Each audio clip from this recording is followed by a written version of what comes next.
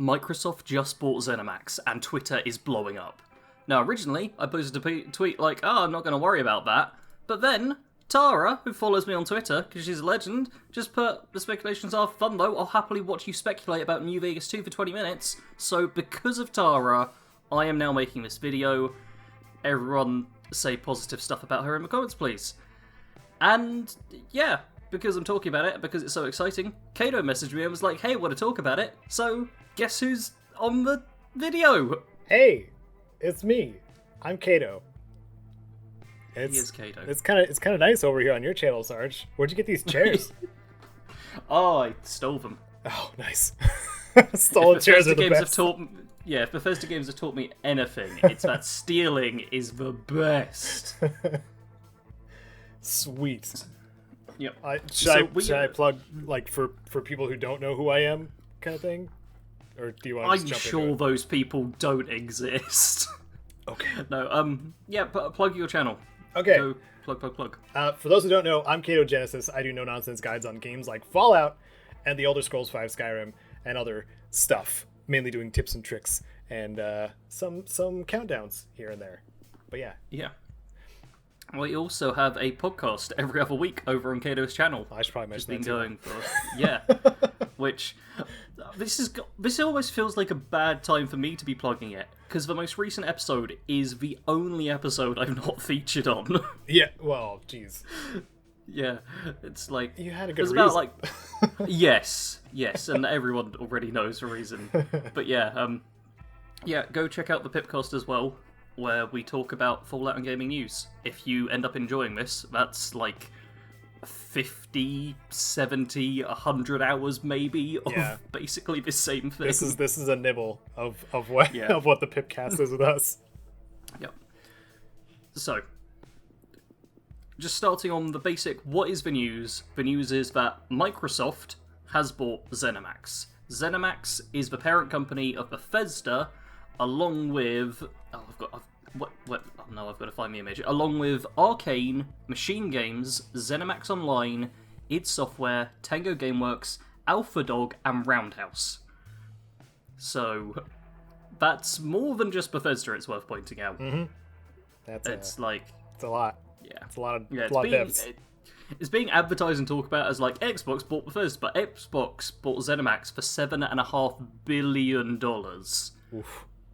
Like, this is a crazy huge purchase. Mm-hmm.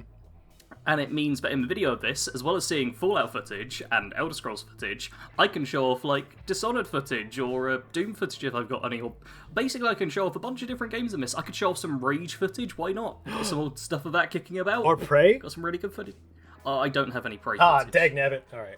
Yeah. That's fine. Like, I'm a little annoyingly, there's a bunch of games that I could show off in this video, but I can't. But yeah, this means that Microsoft will now be top dog in charge of all of these studios who have made a ton of games that we all enjoy. Not just the Fallout and Elder Scrolls franchise, but like half the games that I love are now owned by Microsoft. Probably more than half, actually. Microsoft owns a lot of studios. Yeah, they really do. Yeah.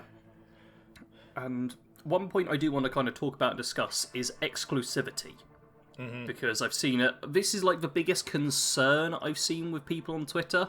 At Bad Company Sarge and at Kato Genesis, for anyone who wants to follow us. Yes, please do. Always be plugging. So, yeah.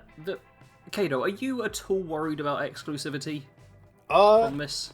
Not really, because like Xbox has like side-by-side releases on PC as well. Yeah. So like I think the only as a Sony owner, like I'm a little concerned about that side of things for those who play PlayStation. But it might be like a delayed thing. But even Todd was saying in his like sappy love letter what do you call that? He was saying that he wants to put it in as many hands as possible. Bethesda games in general, and that encompasses every one of their studios. Yeah, the biggest concern was like, what if it's gonna be no more Fallouts and Elder Scrolls ever coming to PlayStation? Which I don't think it's that. No. Like, there's an infinitesimally small chance of that happening. I think, at most, it might be like, Xbox players play Fallout 5 a week early. Yeah. Like, I could see a very small bonus to being Xbox or maybe even PC. But I don't think PlayStation users are suddenly going to miss out on, like, huge amounts of content. I want to say Fallout 3 had the DLCs early on Xbox. Yeah. Oh, even a more recent. Yeah. I was gonna say a more recent example is the first week of the beta for 76 was on Xbox. Yep. That's the thing. Bethesda and Xbox have had a close relationship. They've been buds for so many years. Like, since end of Morrowind, start of Oblivion kind of times. Start of Morrowind, I think. Was it that early? Yeah, Morrowind was on Xbox. I always thought it came out later on Xbox, which is why I'm thinking towards the end. Let me Google. Well, we're gonna have to check this.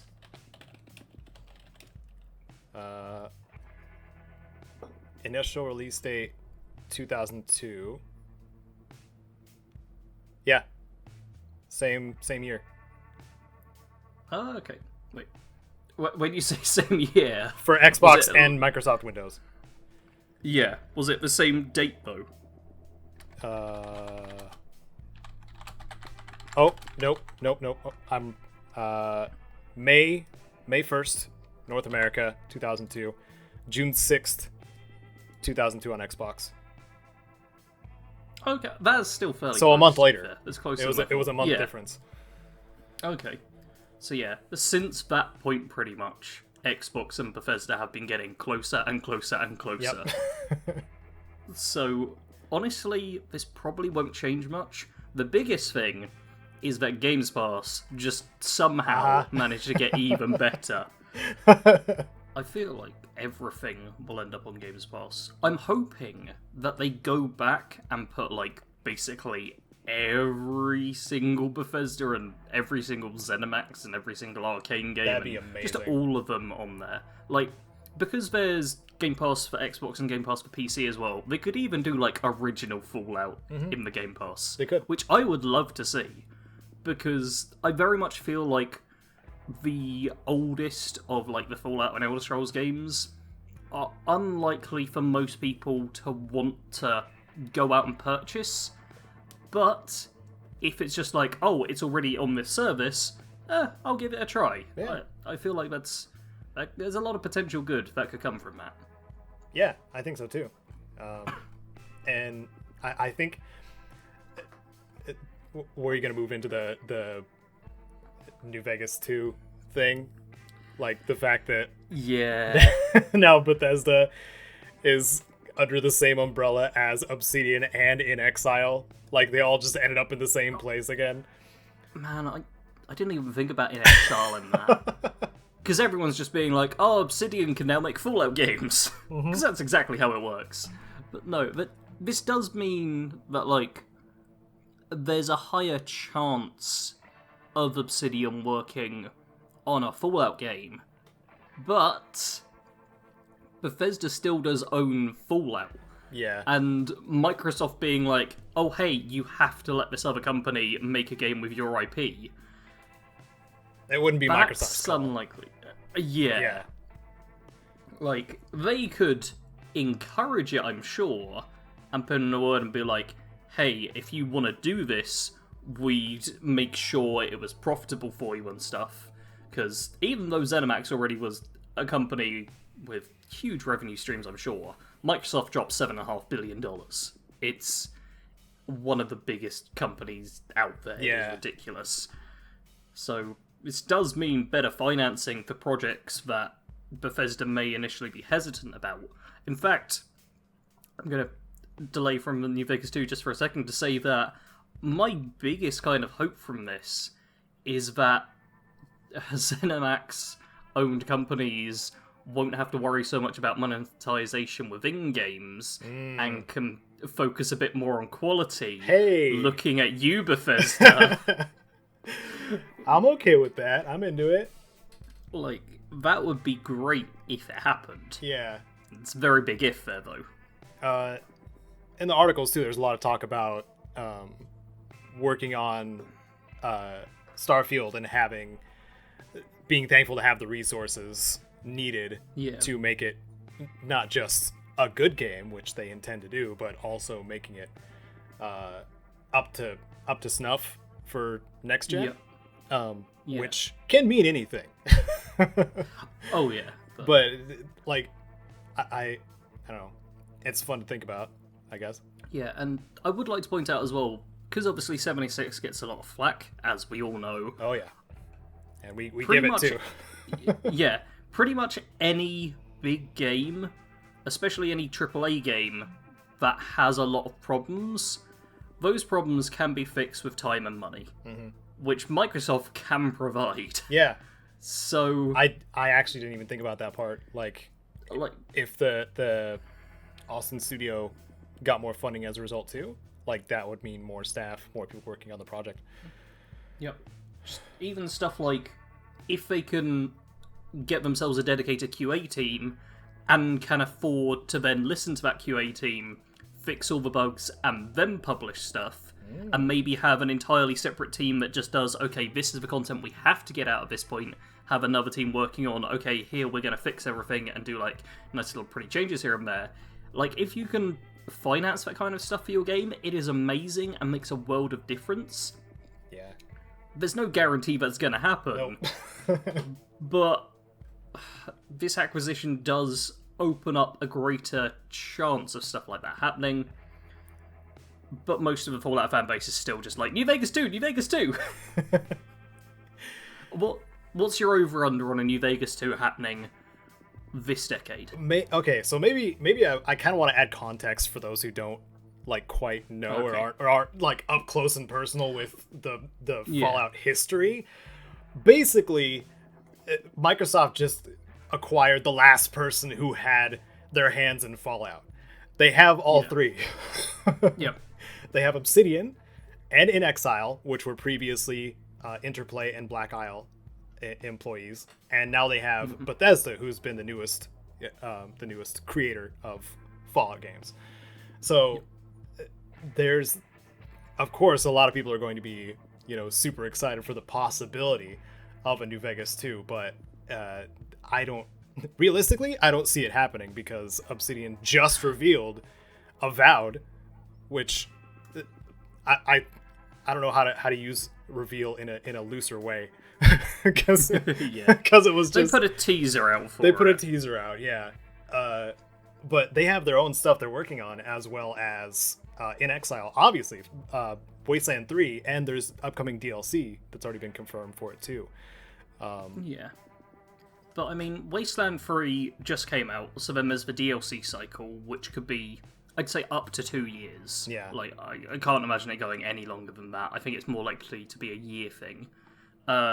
Obsidian, they came out with Grounded recently, and Avowed probably going to be within the next 2 years as well. Yeah. Give another couple of years for DLC.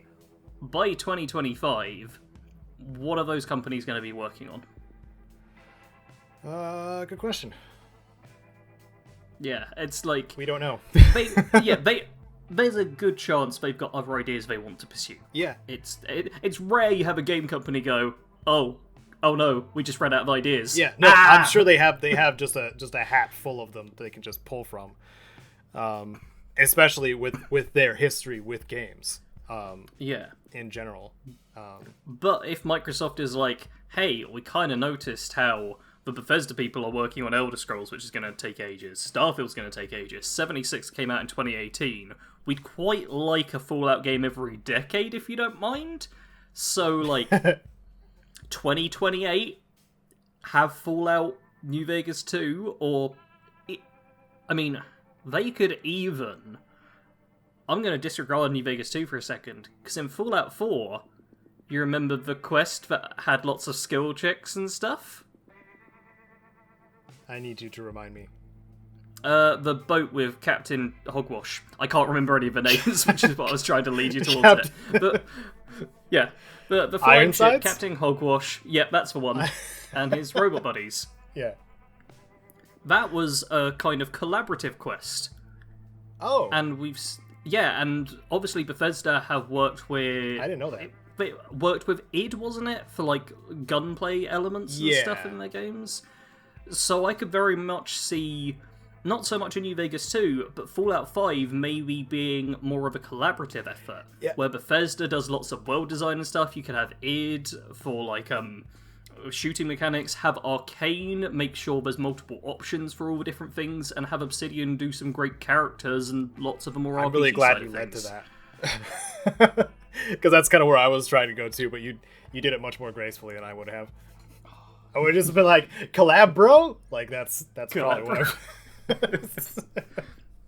But there is just so much potential.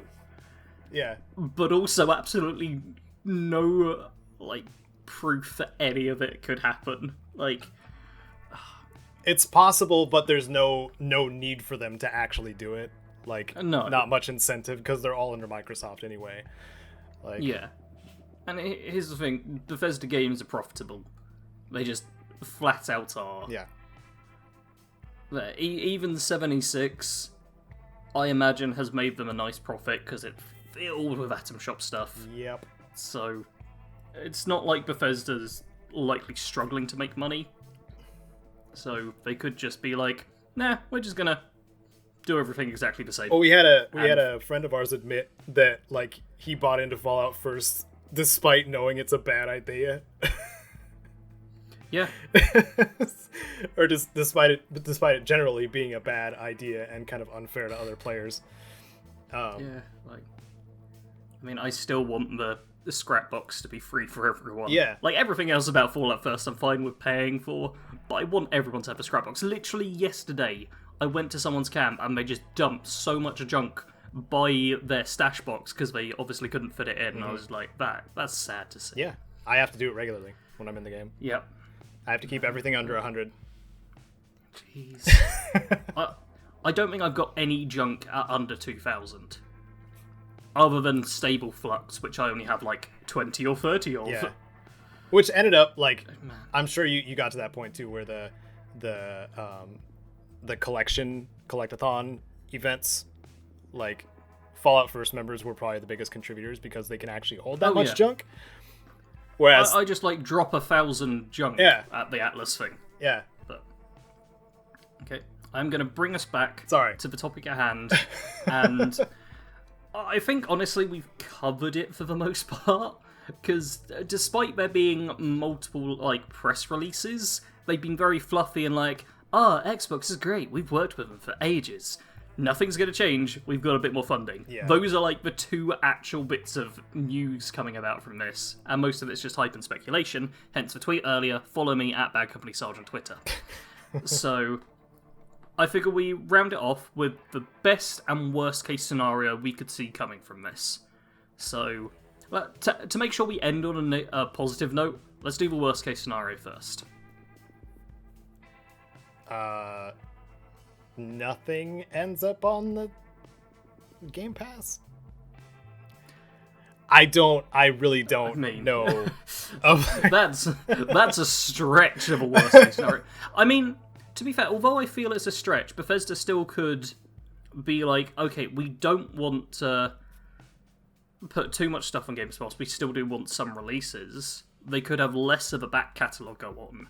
So maybe there's a bit of a limit on the Games Pass. Maybe I could ground it more, like specifically needing to have it on the Bethesda storefront more so than the Xbox one. That's the thing as well. On PC, will Game Pass then incorporate with the Bethesda storefront in some way? I could see there being like some kind of annoying stuff where, like with old Ubisoft games, you can, like, launch them through Steam, but then it's for Ubisoft. Yeah, I could see something annoying like that popping up, especially seeing as every time I've gone to play Far Cry New Dawn recently, it like launches 4 different troubleshooters saying, "Hey, do things launch properly?" If you click no, it cancels out. If you click yes, it runs perfectly. It's doing that like, with Watch Dogs 2 on Epic also, like for current ones. Ubisoft is terrible. Yes, for that. They are. So I could see something like that happening. I think still the biggest concern is PlayStation players worrying that they won't get games at all, which would be worst case scenario. Yeah. Like I said earlier, though, I really don't see that as actually happening. The odds of that are extremely low. But there could be, like, exclusive items, maybe, that come to Xbox or PC. Oh, yeah. And I didn't think about that's that. something that bugs me.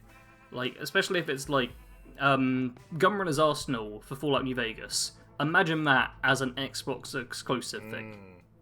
Yeah. Because that's a real power shift of a game. It's not any story content, and there's the argument of, oh, it doesn't matter, and all that stuff. And some people are even like, oh, it's more challenging without, which I agree with.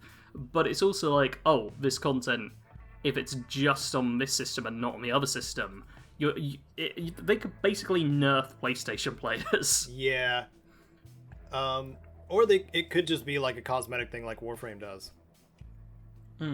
Like that's how they do their multi-platform bonuses. Yeah. Like if it's like Twitch loot or whatever, like the Twitch loot is obviously purple and the Xbox stuff is green and the PlayStation stuff is blue, but you have to be on those platforms. I don't know why I said Twitch. That's not. I mean, it's the same basic thing. Yeah. I'm sure everyone gets it. Yeah. Okay. I think that is the worst case scenario though, and even worst case scenario it isn't that bad. I mean, technically worst case scenario is they shut down all the studios. Yeah. But like that's one of those unrealistic. That's a scary things. amount of influence if that. Yeah. Like, I do still sometimes see people being like, "Oh, Bethesda should lose all its money for making Fallout 76 because I didn't like it." You know what'd be hilarious is if Microsoft just decided to auction everybody off and THQ Nordic bought all of them. Oh my. Just watch every single game get like a 5% remaster. Hey look, we up the contrast. 20 quid? Okay, I'd be entertained. Alright, best case scenario now. What is the best possible things that could come from this? Best possible things. More game availability. Like, if all these games and studios games end up on Games Pass, this is what, 7 studios? 8 studios? 1, 2, 3. There's millions of studios. It's at least 8 of them. If all their games are ending up on Games Pass, that's more stuff to play for an extremely small amount of money. For as long as you're subscribed through that service. Yeah. And then there's already been some games. I know Nintendo's done it with a couple of their games too, where they have cross-platform saves, where you can, play a game on your console and then go on your PC, and you'd still have that progress. So, yep. That's a cool function. Yeah. I mean, one thing I'd love to see from this is the thing I think most likely is also the best case scenario is just more time and money equals better games, which, to be clear, is a very simplistic way of looking at things and is no way actually accurate, but you've got a lot more potential at being given like an extra year to make a game and being able to afford another team of artists and writers and just general developers and all of that fancy stuff. It's very difficult to make a huge open world game with a small team and then keep everything in line. But if you've got the money to hire dozens and dozens and dozens of people aren't being so overworked, things might not be rushed as much, it becomes a more polished experience, but you need the funding to be able to do that, because I think the biggest thing, like general public people will often forget about making games, is that they're basically working off the profits of the last game and any investments they get to make the game, and there does come a point where it just has to be, we have to release this, or the company just shuts down. Yeah. Which, for big studios like Bethesda, obviously not as likely. But the bigger you get, the less pressure there is, the more time you can spend to make something perfect, which Microsoft potentially helps allow. Yeah. So yeah. Overall, I think this is probably a good thing. Like, Yeah. the negatives are minimal, the positives could be great. Yeah. I mean, we've already seen some progress from the other studios that have been acquired, in the past, like Obsidian and In Exile. In Exile had a more finished, polished product on release, with bugs, some. Yeah. But more finished and polished than they would have been if they were just, sticking with crowdfunding. Yep.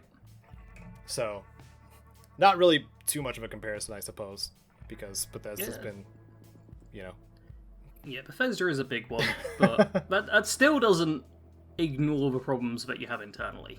Because no matter how big a company is, each person is just an individual human being with all the same problems that the people in a small company have. Yeah. So, yeah, I think that's basically it. Like, Microsoft bought Bethesda, and we think it's decent and could be good, but we have to wait and see what's actually going to happen, if anything. Yeah. Hey, news. Yeah, that's what news is. Something might happen, something might not. We also forgot to mention that this has happened like just before Xbox Series S and X pre-orders. Oh go yeah, live. that's true. Oh man. So yeah, Microsoft being in the news like right now. Yeah, they definitely did this and announced this at this time for that reason. Because good publicity straight away. It's like they're continuing to pull aces out of their sleeve. Like at this point, they're just like, okay, Sony, we've seen your price now. Here you go. It's like Sony's managed to get competitive pricing and a bunch of exclusives, and Xbox is just like, Game Pass? Mm-hmm. More Game Pass. Mm-hmm. All the Game Pass. That's it. But yeah, that's going to be it for this video. Make sure you do check out the Pipcast every other week on Kato's channel, plus just general tips and guides and stuff. Like, if you've ever wanted to collect all the steel ingots in the mill from Fallout 3, or find all the unique clothing in Fallout 4, or even know which locations give the best nuked flora in 76, then Kato's channel has literally all of that. Yeah. But that is it for this video.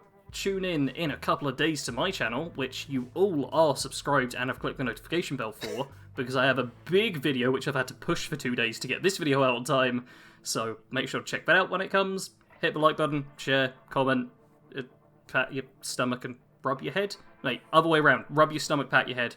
All of the fancy YouTube stuff that is required by law. And, as always, thank you very much for watching.